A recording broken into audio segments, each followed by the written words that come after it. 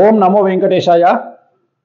శోభిత ధూళిపాళ మరియు నాగచైతన్య ఇద్దరికి సంబంధించినటువంటి నిశ్చితార్థ మహోత్సవం అంటే ఎంగేజ్మెంట్ అనేటువంటిది నాగార్జున గారు అఫీషియల్గా ఈరోజు 8/8/2024 తేదీ నాడు ఉదయం 9:42 జరిగింది అని ప్రకటన చేసినారు.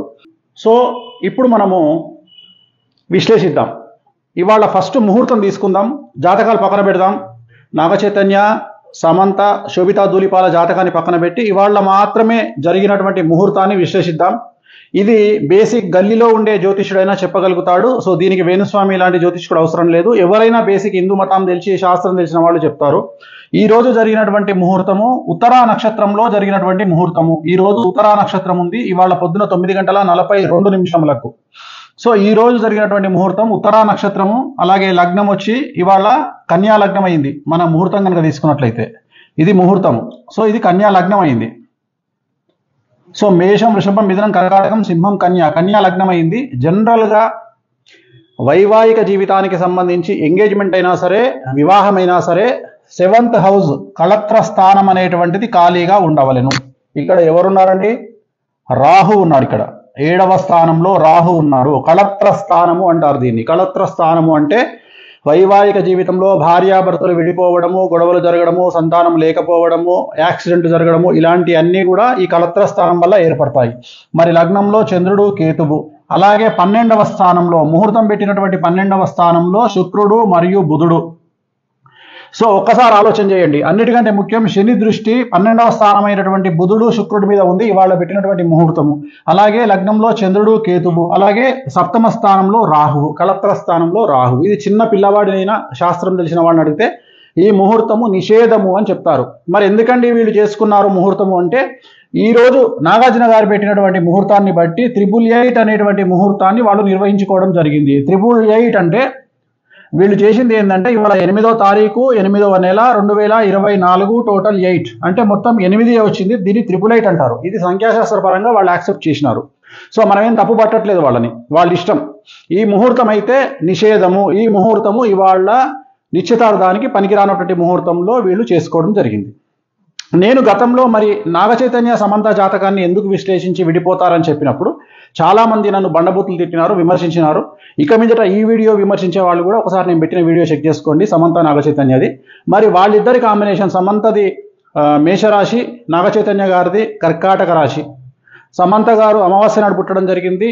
శోభిత ధూళిపాళది ధనుస్సు రాశి, ఆమె కూడా అమావాస్య నాడు పుట్టడం జరిగింది.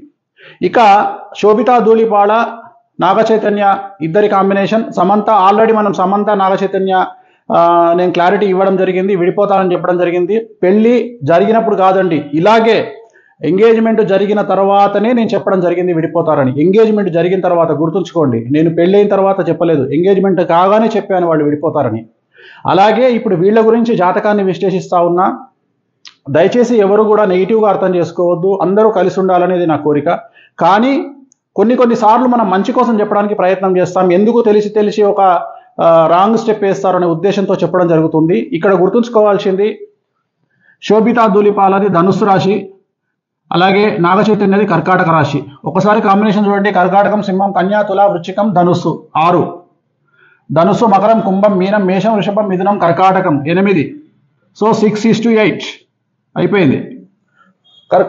షష్టాష్టకాలు, ఇద్దరి జాతకంలో షష్టాష్టకాలు. అలాగే ఇద్దరి జాతకం, సమంత జాతకాన్ని అలాగే శోభిత ధూళిపాళ జాతకాన్ని విశ్లేషిస్తే మీరు అబ్జర్వ్ చేశారో లేదో, ఇద్దరి జాతకాల్లో కూడా శని దృష్టి అనేటువంటిది కుజుడి మీద ఉంది. ఇక్కడ కూడా చూడండి, శోభిత జాతకంలో శని దృష్టి అనేటువంటిది కుజుడి మీదనే కాదు, శుక్రుడి మీద, గురువు మీద ఉంది.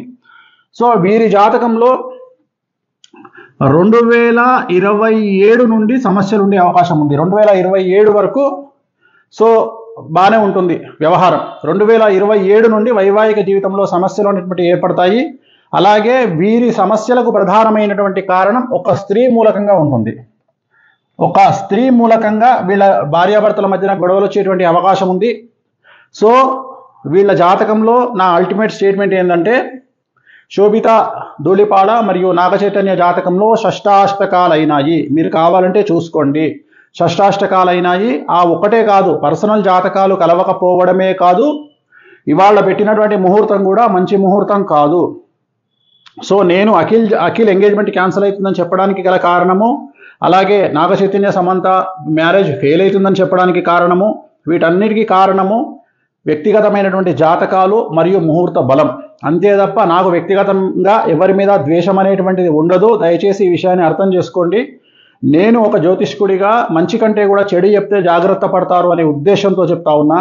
ఇప్పుడు కూడా చెప్పడానికి గల కారణాలు ఏమిటి అంటే, అట్లీస్ట్ వీళ్ళు ఏమైనా నివారణ కార్యక్రమాలు మీకు సంబంధించినటువంటి మీ జ్యోతిష్యులను మీ పండితులను కనుక్కొని ఏ దేవాలయంలోనైనా వీటి నివారణ కార్యక్రమాలను మీరే జరిపించుకోండి. పెళ్లికి ముందు జరిపించుకోండి. 10 కాలాల పాటు పిల్లా పాపలతో హాయిగా ఉండండి. అలాగే నా జ్యోతిష్యం ఫెయిల్ కావాలని కోరుకుంటున్నా. వీళ్ళకి సంబంధించిన జ్యోతిష్యం నేను చెప్పింది ఫెయిల్ కావాలని కోరుకుంటున్నా.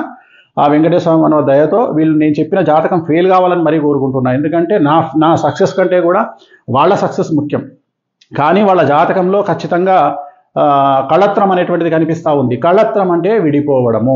కళత్రం అంటే విడిపోవడము. 7th హౌస్లో రాహు ఉన్నాడు, అలాగే లగ్నంలో కేతు ఉన్నాడు. చిన్న పిల్లవాడినట్టుగా చెప్తారు, ముహూర్తం తప్పు. అలాగే వీళ్ళ కాంబినేషన్ షష్టాష్టకాలైన శోభితాది మరియు నాగ చైతన్యది. ఒక విషయం చెప్పాలంటే, సపోజ్ మీరు అడిగారు అనుకోండి, గురుగారు మీరు మీకు తెలిసి ఎన్ని మార్కులు వేస్తారండి ఒకవేళ నాగ చైతన్యకు Samantha combination plus Naga Chaitanya Sobhita Dhulipala combination అని మీరు అడిగితే నేను క్లియర్గా చెప్తున్నా, చైతన్య సమంత 100కి కనీసం ఒక 50 మార్కులు వేయచ్చు. చైతన్య శోభిత 100కి 10 మార్కులు కూడా వేయలేను. అలాగే సమంత జాతకం 100% బాగుంది ఇండస్ట్రీ పరంగా తీసుకుంటే. అలాగే శోభిత జాతకం తీసుకుంటే 20% బాగుంది కెరియర్ పరంగా నేను చెప్పేది.